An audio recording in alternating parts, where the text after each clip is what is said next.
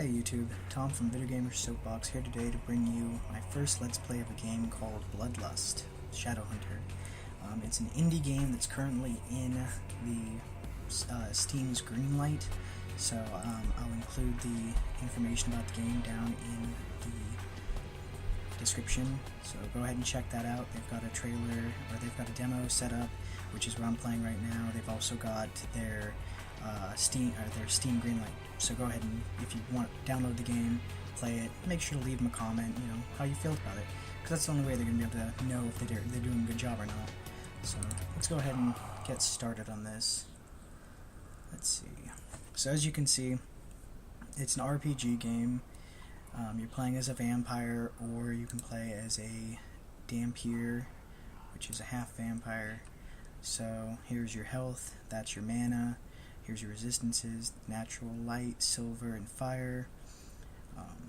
Your classes are warrior, witch, criminal. So warrior is just regular warrior, witch is the mage class, criminal is the rogue class. Here you have your stats. So from the looks of it, the stats do re-roll, so I'm going to get it in our favor. A rule of thumb I always use in RPGs is never to leave a stat that's at 9, because the way I look at it is, if a stat is at 9, I go by Dungeons and Dragons when it comes to RPGs, which if a stat's lower than 9, that means you get a negative in that stat. So let's say I leave, for example, vitality at 9, well, that means I now have a -1 on it. So if I have to make a roll, which is where you roll a d20, or in this game it would be a randomly generated number, it would say that I have a minus in it. So it's just a rule of thumb I always keep. So let's go ahead and get started on this. We're going to call our guy Soapbox, just because I really like that name. So as you can see over here, here's a description of my race, my class, and then all the stuff I start with. So we're going to go ahead and start the game now.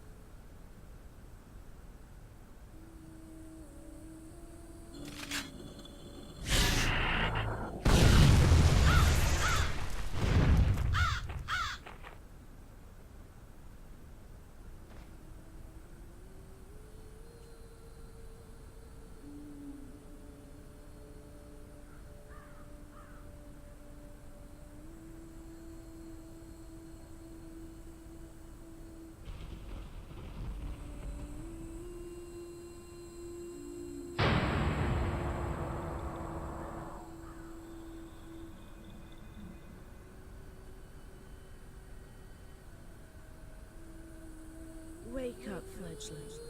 The early evening's dusk fades from view as a new moon rises. Your memory is probably very weak, since it's been many years of deep slumber from the embrace. But with each new bloodline, you will grow stronger.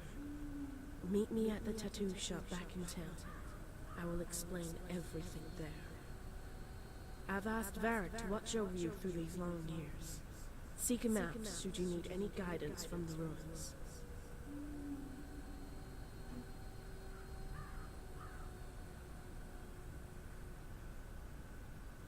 Alright, so that's the opening of the game, and that really sets the mood for the game. So it's going to ask, of course, if you want to do tutorial. I'm not going to, just because I've already done the tutorial prior to this. I've played the game only for a little bit, just because I wanted to make sure I knew what I was doing prior to me doing a Let's Play, since, again, this is my first Let's Play. So,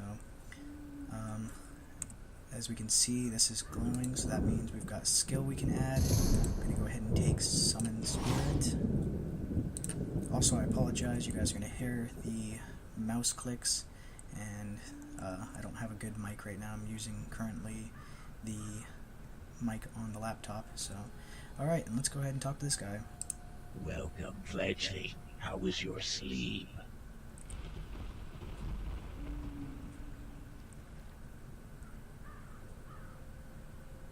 My name is Beddock. I am the caretaker here in the ruins.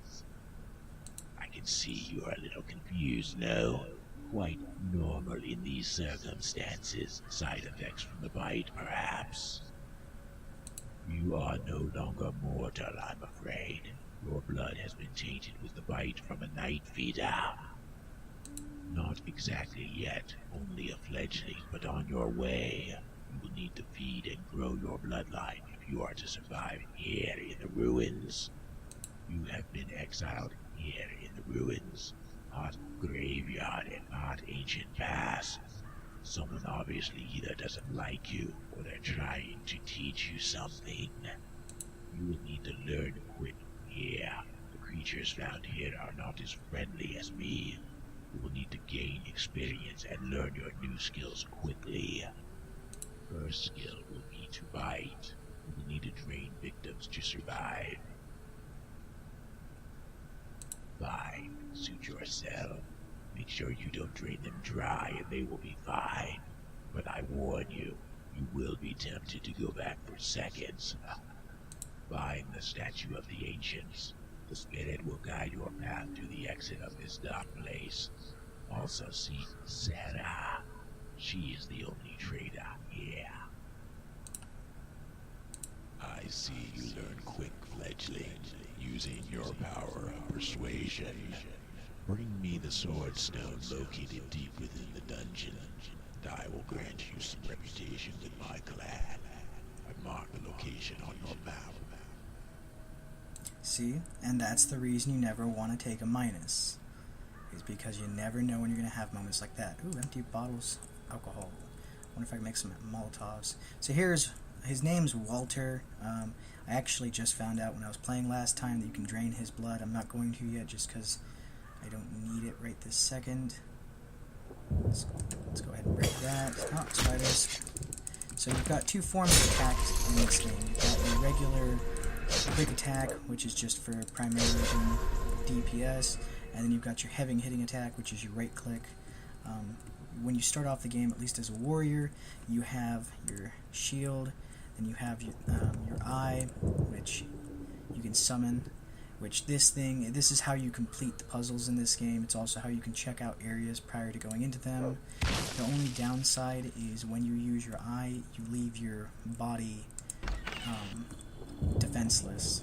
So other than that, I can summon my buddy here, who I'm going to call Jon Snow from now on, just because of the fact he's a crow, and I really like Game of Thrones.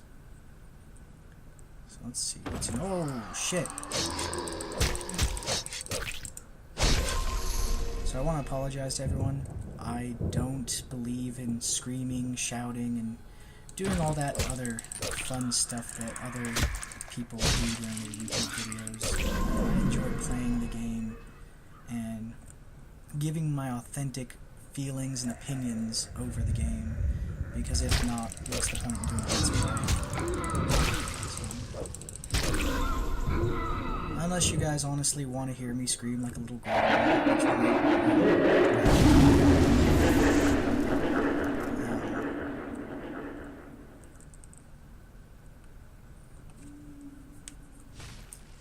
Okay. Let's go ahead and heal our character. So as I stated before, and on my channels about, I enjoy role-playing games. And this is so far not a bad role-playing game.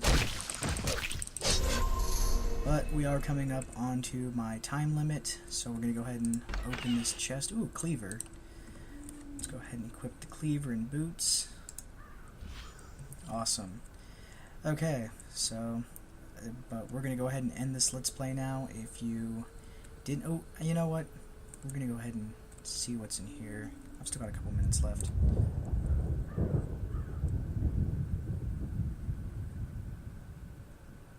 Okay, so as I said, this is how you complete the puzzles. So let's see what's in this room.